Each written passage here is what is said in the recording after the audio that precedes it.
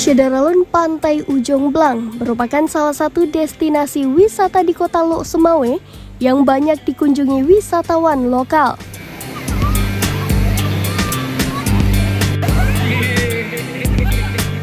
Di Pantai Ujung Blang, wisatawan bisa mandi di laut, serta dapat menikmati berbagai makanan dan minuman yang disajikan para pedagang di pondok-pondok yang dibangun di pinggir pantai tersebut.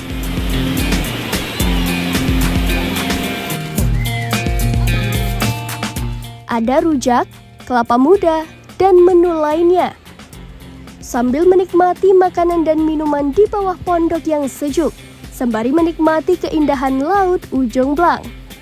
Pantauan serambinews.com pada Selasa 12 Juli 2022 merupakan hari ketiga Lebaran Idul Adha, sekitar pukul 16 waktu Indonesia Barat.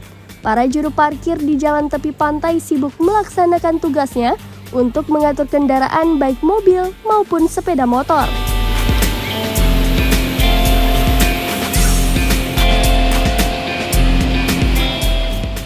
Kendaraan memenuhi halaman setiap pondok, begitu juga kondisi pantai yang ramai pengunjung.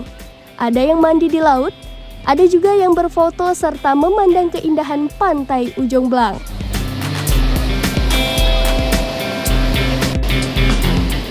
Dari Lok Sumawe, Saiful Bahri, Serambi On TV.